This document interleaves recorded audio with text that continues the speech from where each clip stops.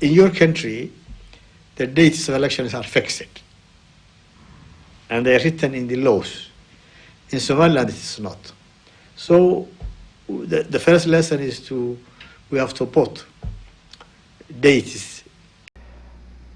And no one can imagine when the government collapses. All of a sudden, think you are in Washington, there is no police station, there is no bank, there is no electricity.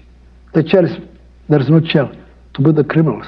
The first lesson is we have to put dates in our laws, so there will be no more recurrent disputes in election dates, or there must be no delays or term extensions in Somaliland. I think that's a major lesson. And the other lesson is that the transparency and the mechanism of managing 40,000, more than 40,000 polling stations.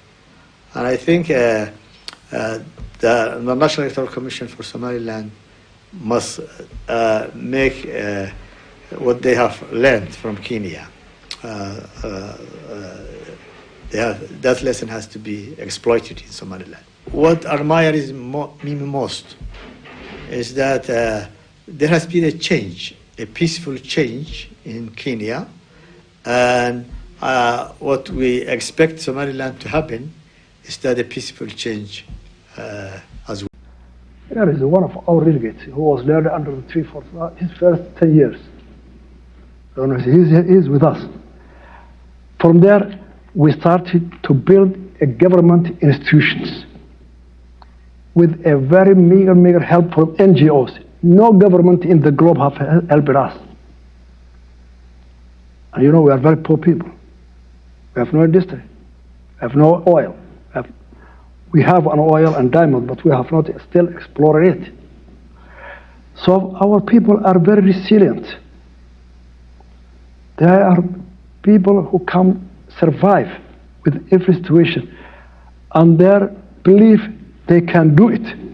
They can do a government, and we made a government, the most democratic, the most peaceful in the Horn of Africa.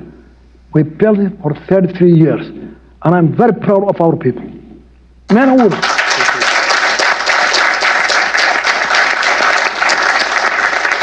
First lesson is we have to put dates in our laws, so there will be no more recurrent disputes in election dates, or there must be no delays or term extensions in Somaliland.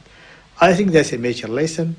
And the other lesson is that the transparency and the mechanism of managing 40,000, more than 40,000 polling stations.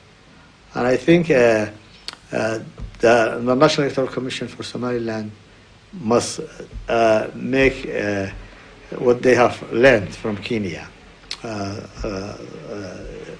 That lesson has to be exploited in Somaliland. What admires me most is that there has been a change, a peaceful change in Kenya, and what we expect Somaliland to happen is that a peaceful change as well.